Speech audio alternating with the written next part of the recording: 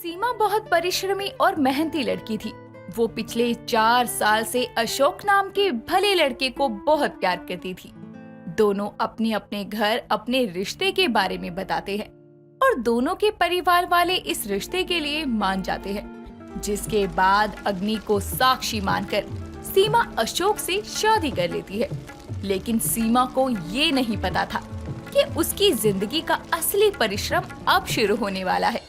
ससुराल के दरवाजे पर खड़ी सीमा की सास उषा उसकी आरती उतारते हुए उसे कहती है, बहू, भगवान तुझे जिंदगी की सब खुशी दे। हाँ भाभी, खुशी तो आपको मिलेगी।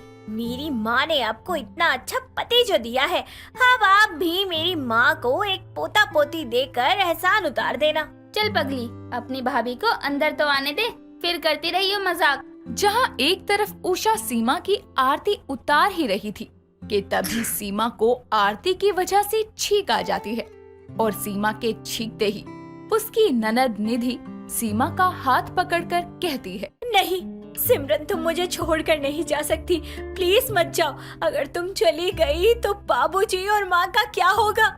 इससे पहले कि निधि की ये बात सुनकर सीमा कुछ सोच पाती, उसकी सास उषा निधि के मुंह में लड्डू ठूस देती है और अशोक उसे वहां से ले जाता है।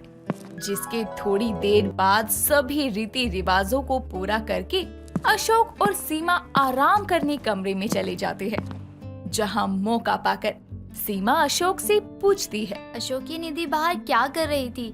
कहीं ये सब मेरी वजह से तो नहीं हो रहा ना? कहीं मेरी ननद मेरी वजह से तो पागल नहीं हो गई? शायद मैं ही आपके लिए अनलकी हूँ। ये नई नई आई है, इसको भी ये सब पता लगेगा तो मेरे बारे में क्या सोचेगी कि मैंने इसे 4 साल से ये सब क्यों नहीं बताया।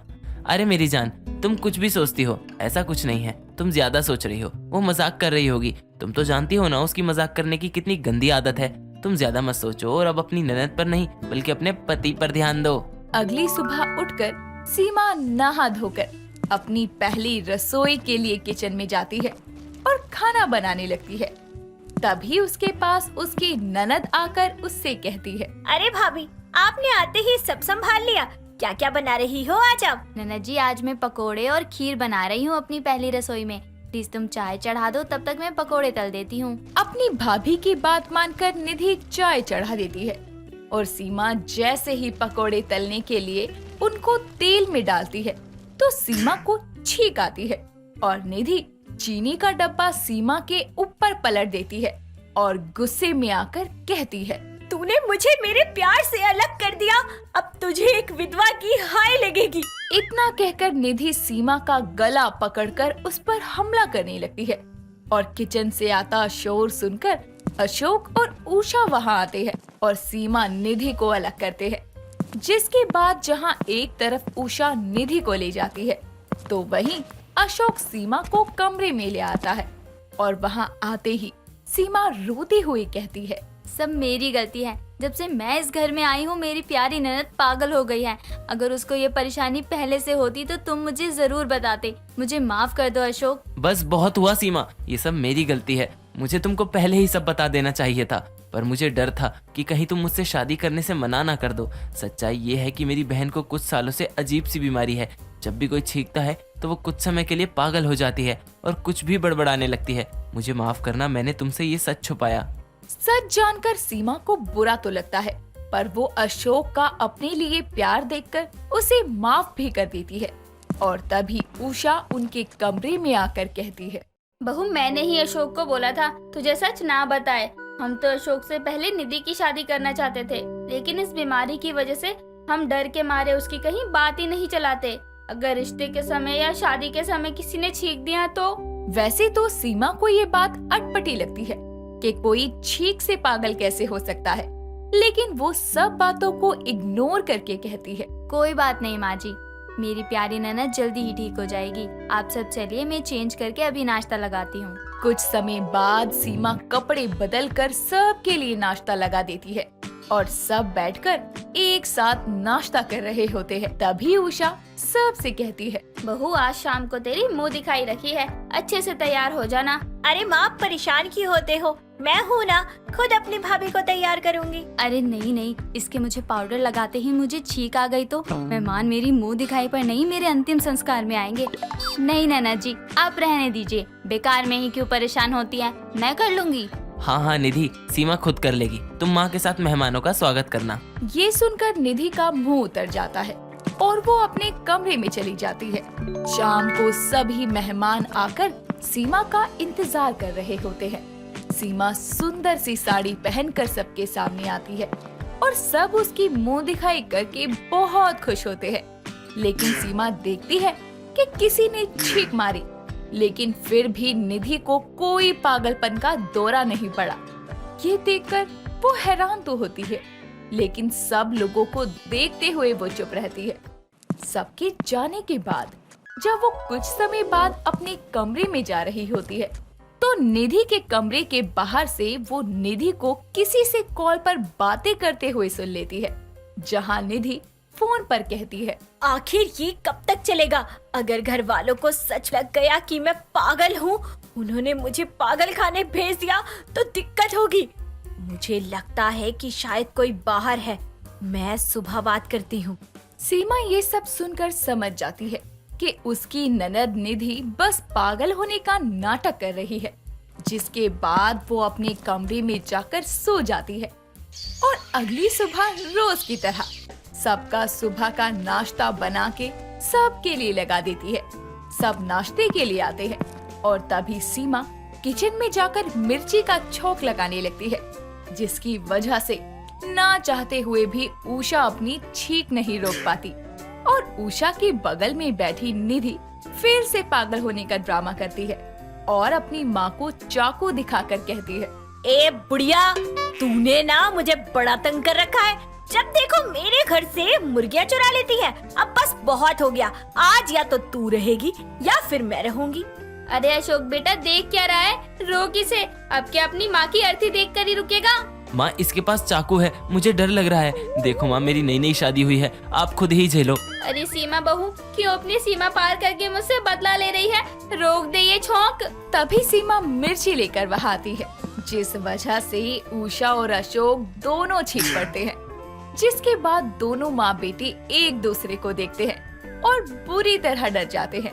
लेकिन फिर दोनों मिलकर निधि को पकड़ लेते हैं और निधि कहती है, छोड़ो, हमका छोड़ दियो, हमका गाय चराने जाना है, छोड़ दो। माँ जी, मेरा आज बहुत मन था छोकी हुई मिर्च खाने का। वैसे माँ जी, मुझे लगता है कि ननद जी की तबीयत ज्यादा खराब हो गई है, हमें इनको किसी अच्छे पागल खाने में भेज देना चाहिए। सीमा की बात सुनकर निधि डर जाती है और कहती है, माँ मैं ठीक हो गई, अब तो मुझे छोड़ो। नहीं माँ जी, अशोक जी, इनको ऐसे मत छोड़ना, मैं अभी पागल खाने में कॉल करती हूँ।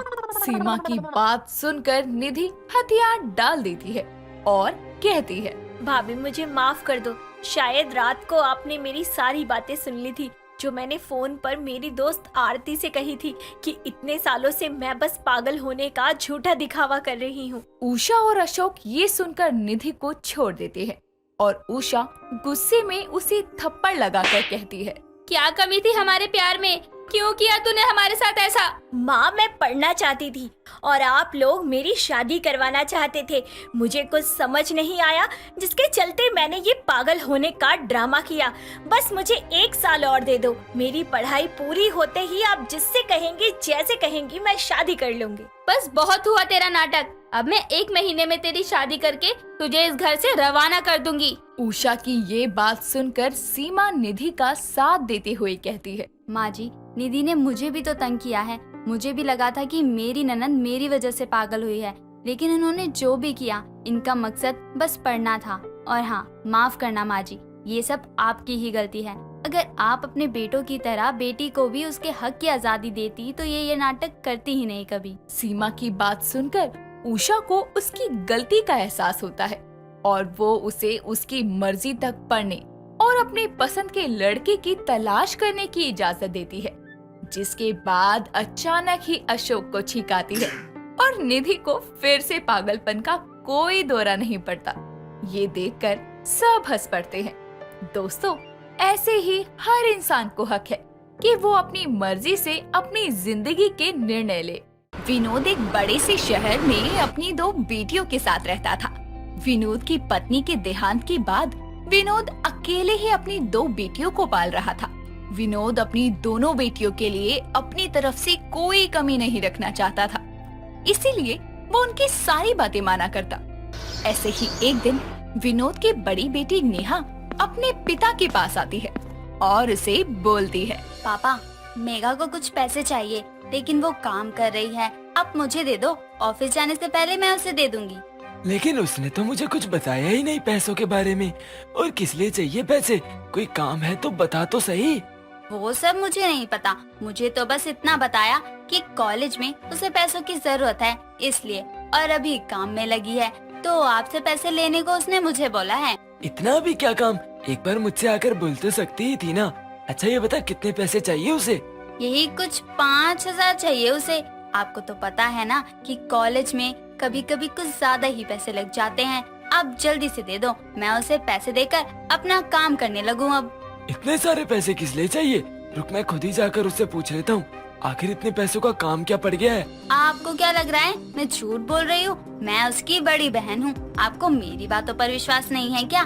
कोई बात नहीं, जाओ खुद ही पूछ लो, तब तो शायद यकीन हो जाए। अरे मेरा वो मतलब नहीं था। तू गुस्सा क्यों रही है? मैं तो बस ये जानना चाहता हूँ कि क्या काम है इतने पैसों का। ये सब आप बाद में भी तो पूछ सकते हो, और उसने बताया तो है कॉलेज में काम है। या आपको लग रहा है कि मैं आपसे पैसे ले रही हूँ? मुझे कुछ बोलना ही नहीं है तुम दोनों बहनों के बीच में। ये ले पैसे। मुझे पता है मेरी बेटियां पैसे ले रही हैं, तो कोई काम ही होगा, वरना थोड़ी लेंगी। चलो, अब पैसों का इंतजाम तो हो गया, अब जाकर क्लब में पार्टी करूंगी। और वैसे भी आज तक जैसे पापा और मेघा को नहीं पता चला, आगे भी नहीं पता चलने दूंगी, और पैसों का बिल फटेगा मेघा पर। चलो, अब तो मजे करने का समय है। विनोद नेहा को पैसे दे देता है और नेहा उन पैसों से क्लब में पार्टी करने चली जाती है। नेहा की ये पहली बार की हरकत नहीं थी। नेहा तो ये पहले भी बहुत बार कर चुकी थी। विनोद अपनी बच्चियों की सारी बातों पर आंखें बंद करके विश्वास करता था और वो जो कुछ भी बोलती उन सब चीजों को पूरा करता। कुछ दिन के बाद मेघा शॉपिंग करके घर वापस आती है और अपनी शॉपिंग में लाए कपड़े अपने पिता और नेहा को दिखाते हुए कहती है, ये देखो कितना अच्छा है ना, ये तो इस शहर में ही नहीं है, मैंने खास मंगवाया है ये अंकल से बोलकर। अब देखो कितना अच्छा लग रहा है ना। हाँ बेटा, तेरी पसंद है तो अच्छी ही होगी ना। यही तो मैं भी देख रही थी, लेकिन मुझे तो कहीं मिला नहीं। हाँ दीदी, तभी तो मैंने खास मंगवाया है। लेकिन ये तुझ पर अच्छा नहीं लगेगा। एक काम कर, तू ये मुझे दे दे, मुझ पर अच्छा लगेगा। लेकिन ये तो मेघा का है ना, तुम जाकर बेटा कुछ और पसंद कर लो, मैं तुम्हें वो दिला दूंगा। ये मेघा के पास ही रहने दो। हाँ हाँ, माँ के जाने के बाद मैं आप दोनों का ध्यान रखती हूँ, और आज जब मुझे कुछ अच्छा लगा है तो पापा आप मुझे वो लेने से मना कर रहे हो। लेकिन बेटा मेरी बातों को समझो, तुम दोनों का ही तो है सब कुछ। पहले मेघा पहन ले, फिर तू भी पहन लियो ना, मना किसने किया है? अच्छा, अब वो पहले पहनेगी सब और मैं उसके उतरे हुए कपड़े पहनूंगी। मेघा तो आपकी लाडली है ना, तो उसकी बात तो आप मानोगे ही। दीदी आप चुप हो जाओ, आपको ये अच्छा लग रहा है ना तो आप यही लोगी। अब तो ठीक है ना, या अब भी कोई परेशानी है? परेशानी मुझे नहीं, पापा को हो रही है। मैंने कुछ मांग क्या लिया, पापा तो वो भी मना कर रहे हैं, और यही तुझे चाहिए होता तो पापा कहीं से भी लेकर आ जाते। ठीक है, तू ही पहन ले। अब तो खुश हो जा मेरी माँ। हर मिनट मिनट में गुब्बारे जैसा मुंह बना लेती है तू ही पहनेगी ये ड्रेस। थैंक यू पापा, आप दोनों बहुत अच्छे हो। रुको, मैं अब भी ड्रेस पहन कर आती हूँ। नेहा अपनी लालच में आकर हमेशा अपनी छोटी बहन की लाई चीजें ले लिया करती थी, और अगर वो मना कर दे तो बस वही मगरमच्छ के आंसू दिखाकर आखिर वो चीज हासिल कर लेती। कुछ दिनों के बाद मेघा का बॉयफ्रेंड अमन उसके घर आता है। मेघा अपने पापा और दीदी को बुलाकर कहती है, पापा ये मेरा बॉयफ्रेंड है, हम दोनों एक दूसरे से बहुत प्यार करते हैं और शादी करना चाहते हैं। वो तो ठीक है, लेकिन ये पहले क्यों नहीं बताया तूने? और बेटा तुम क्या करते हो और कब से जानते हो मेरी बेटी को? हम दोनों कॉलेज के समय से ही एक दूसरे को जानते हैं, और अब कॉलेज खत्म होने के बाद मैं अपना बिजनेस शुरू करूंगा। मेरी मम्मी को तो मेघा बहुत पसंद है। अरे ये इतना अच्छा लड़का मेघा को कैसे मिल गया? इसकी जोड़ी तो मेरे साथ ही अच्छी लगनी चाहिए, लेकिन ये तो मेघा से जा टकरा गया। बातों से तो तुम भी बहुत अच्छे घर के लड़के लगते हो। मुझे बहुत खुशी है कि मेरी बेटी ने अपने लिए लड़का पसंद किया, वो भी इतना अच्छा लड़का पसंद किया है। दीदी आप कुछ नहीं बोलोगी क्या? आपको नहीं अच्छा लगा अमन? नहीं नहीं, अच्छा है बहुत। लेकिन पापा, मेरी शादी से पहले मेघा की शादी कैसे हो सकती है? बड़ी तो मैं हूँ ना। कोई बात नहीं बेटा, आज के जमाने में ये सब कौन देखता है। मेघा ने अपनी पसंद का लड़का बता दिया है। तुझे भी कोई पसंद हो तो बता दे, मैं एक साथ ही अपनी दोनों बेटियों की शादी कर दूंगा। पसंद तो था, लेकिन मेरी पसंद के लड़के को किसी और ने पसंद कर लिया। तो कोई बात नहीं बेटा, बता तो सही, मैं बात करके देखता हूँ। अगर बात बन सकती है तो अच्छी बात है, वरना वो लड़का तेरी किस्मत में ही नहीं था, ये सोच लियो। हाँ दीदी बताओ ना, कितना अच्छा होगा कि एक ही मंडप में दोनों बहनों की शादी होगी। बताओ बताओ कर रहे हैं दोनों, लेकिन मैं ये कैसे बताऊं कि मुझे अमन ही अच्छा लग रहा है? बता दिया तो राशन पानी लेकर मुझ पर ही चढ़ जाएंगे। क्या हुआ दीदी, बताओ। अरे तुम मुझे दीदी क्यों बोल रहे हो? मैं तुम्हारी उम्र की ही तो हूँ, मुझे मत दीदी बोलो। आप मेघा की बड़ी बहन हो, उसकी दीदी हो, तो मेरी भी दीदी हुई ना। नहीं, मैं तुम्हारी कोई दीदी नहीं हूँ, तुम्हें मुझे नाम से ही बुलाना होगा, ठीक है? अरे वो सब तो ठीक है, लेकिन अब बता भी दे कौन है वो लड़का जिसे तू पसंद करती है। नहीं पापा, रहने दो, अब तो उसकी शादी भी होने वाली है। कोई बात नहीं। कोई बात नहीं दीदी, आप अपना दिल छोटा मत करो, आपको उस लड़के से भी अच्छा लड़का मिल जाएगा, क्योंकि आप हो ही इतनी अच्छी। हाँ, लेकिन अब जल्दी से अमन के घर वालों से बात करके इन दोनों की शादी फिक्स कर देता हूँ। फिर नेहा के लिए भी कोई अच्छा लड़का देखना है ना।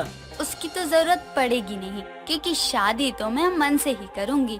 जो मुझे पसंद है उसे मैं किसी और का होने नहीं दे सकती। नेहा वहाँ तो सबके आगे मान जाती है, लेकिन उसके दिल की सुई अब अमन पर आकर अटक गई थी। विनोद अमन के घर वालों से बात करके शादी तय कर देता है और कुछ ही दिनों बाद दोनों की शादी का दिन आता है। शादी के लिए जैसे ही मेघा जा रही थी, तभी वहाँ नेहा आकर उसके सर पर जोर से डंडा मारती है और उसे बेहोश कर देती है और खुद जाकर उसकी जगह दुल्हन बनकर मंडप पर बैठ जाती है। शादी शुरू होने लगती है, लेकिन थोड़ी देर बाद मेघा को जैसे तैसे होश आता है और वो मंडप तक पहुंच जाती है। वहाँ उसकी ऐसी हालत सब देखते हैं और विनोद कहता है, बेटा तुम्हें क्या हुआ और तुम यहाँ हो तो अमन के साथ मंडप में कौन है? पापा ये सब दीदी ने किया है, वही मेरी जगह मंडप में आ गई। नेहा तुझे शर्म नहीं आती है अपनी ही छोटी बहन की खुशियों में आग लगाते हुए?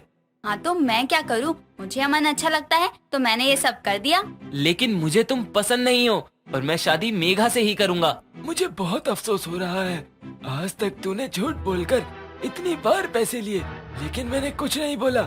लेकिन आज तेरा लालच इतना बढ़ गया कि तू अपनी ही छोटी बहन की खुशियों को खा रही है। तुझे अपनी बेटी बोलते हुए भी शर्म आ रही है मुझे। आज नेहा की लालच का असर उस पर ही हुआ। अब नेहा के साथ कोई खड़ा नहीं था और उसके पास पछतावे के सिवाय कुछ बचा नहीं था।